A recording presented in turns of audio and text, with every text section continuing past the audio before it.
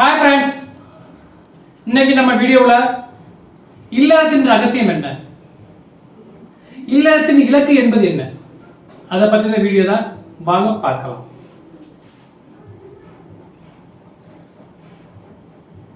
இல்லறத்தின் ரகசியங்கிறது ஒரு ஆளுக்கு மட்டும் தெரிஞ்சா மட்டும்தான் ரகசியம். எப்போ அது ரெண்டு பேருக்கு தெரியுதோ அது கண்டிப்பா ரகசியம் கிடையாது.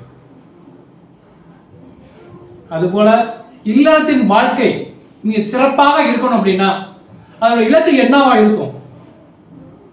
ஒரு நிமிடம் நீங்களா சிந்திச்சு பாருங்களேன். இதனுடைய முடிவு வீடியோவில் எண்டில் சொல்றேன்.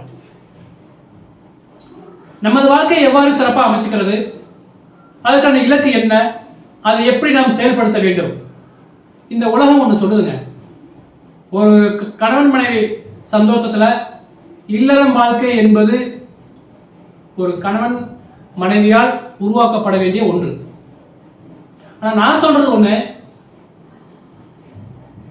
இல்லறத்தின் மூலமாகத்தான் ஒரு கணவன் மனைவி சந்தோஷமா இருக்கிறார். அது எப்படின்னு பார்க்கலாமா? ஒரு பீடத்துல முனிவர் இருக்காரு. முனிவர்கிட்ட நிறைய சீடர்கள் இருக்காங்க. அப்ப வேகமா ஒரு 5-6 குருவி, அதுல ஒரு குருவி வேகமா பறந்து வருது.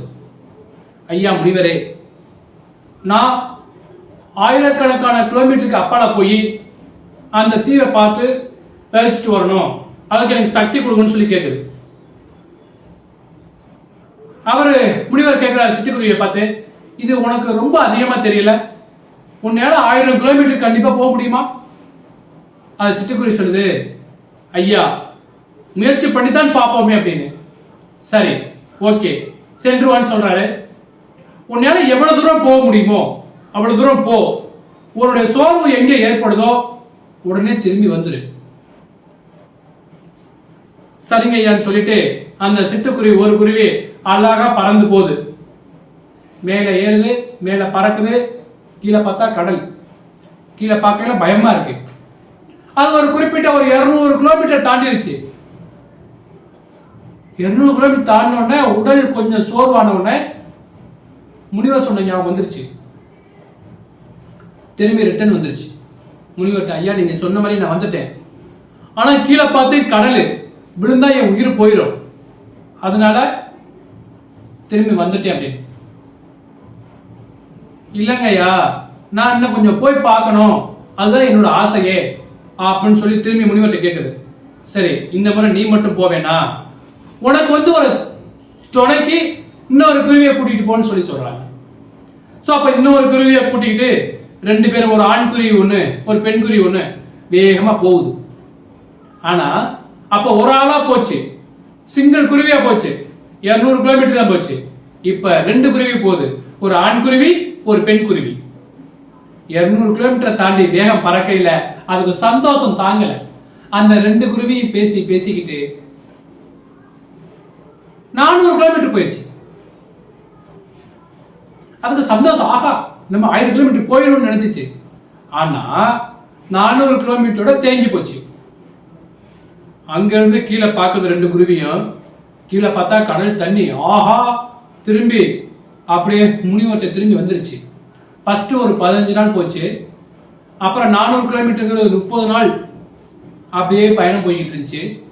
அப்ப திரும்பி வந்துருச்சு. ஐயா முனிவரே, 200 கிலோமீட்டர் போனா கீழே பார்த்தேன், பயமா இருந்துச்சு, திரும்பி வந்துட்டேன். அப்புறம் 400 கிலோமீட்டர் போனா 2 பேரும் சேர்ந்து போனா, அப்பவும் ஆனா கொஞ்சம் எக்ஸ்ட்ரா போயிட்டோம். அப்ப எனக்கு கொஞ்சம் சந்தோஷமா இருந்துச்சு. ஆனா எங்களால தொடர்ந்து பயணிச்சோம்னா கீழே விழுந்து செத்து போயிடுவோம், அதனால திரும்பி வந்துட்டோம்.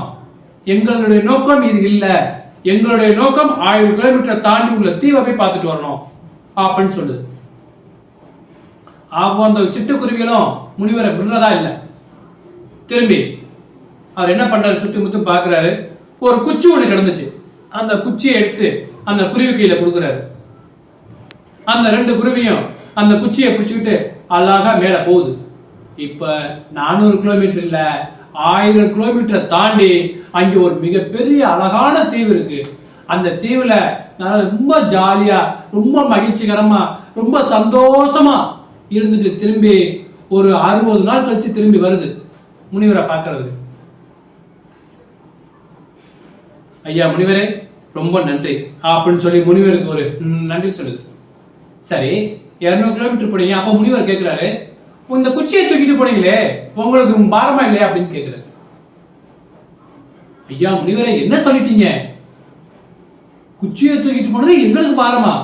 அப்படித்தாயா இருந்துச்சு. 400 கிலோமீட்டர் தாண்டி போன பிறகு எங்களுக்குள்ள ஒரு பயம் வந்துருச்சு. 2 பேருக்கு சண்டை போட்டுக்குவோம். குச்சியை நீ கொண்டு போறதா நான் கொண்டு போறதா, நீங்க எடுத்துட்டு போ இல்ல நான் எடுத்துட்டு போ. 2 பேருக்குள்ள அவ்வளவு சண்டை வந்துச்சு. ஆனா அதுல ஒரு சந்தோஷம் கிடைச்சு பாருங்க. எப்ப தெரியுமா அந்த சந்தோஷம் கிடைச்சிச்சு? 400 கிலோமீட்டர் தாண்டி போயில எங்களுக்கான ஒரு சோர்வு உருவாச்சுல. அந்த நேரம் என்ன பண்ணோம், நேரா கடல்ல வந்து குச்சியை போட்டு குச்சி மேல 2 பேரும் அப்படி கொஞ்ச நேரம் ரிலாக்ஸ் பண்ணிட்டு திரும்பி பறப்போம். அப்புறம் திரும்பி எவ்வளவு தூரம் சோர்வாகுதோ அப்புறம் திரும்பி கீழே வந்து அந்த குச்சியை அந்த கடல் மேல போட்டு திரும்பி சோர்வு வராம கொஞ்சம் ரிலாக்ஸ் பண்ணிட்டு திரும்பி பறப்போம். இப்படியே 1000 கிலோமீட்டர் தாண்டி போய் சந்தோஷமா இருந்தது காரணமே அந்த குச்சி தான். குச்சி தான் எங்களை சுமந்துச்சு முனிவரே, நாங்க ஒண்ணு குச்சியை சுமக்கல அப்படின்னு சொல்லிட்டு அந்த சிட்டுக்குருவி பறந்து போயிடுச்சு. முனிவர் அப்ப இருக்கக்கூடிய சீடர்கள்ட்ட பார்த்து சொன்னார், இது போலத்தான் ஒவ்வொரு கணவன் மனைவியோட வாழ்க்கையும் இது போலத்தான். ஆனா நிறைய பேர் நினைச்சுக்கிட்டு இருக்காங்க ஒரு கணவன் மனைவி சிறப்பாக மகிழ்ச்சியாக சந்தோஷமாக வாழ்வதற்கு இல்லறம் தேவை என்று.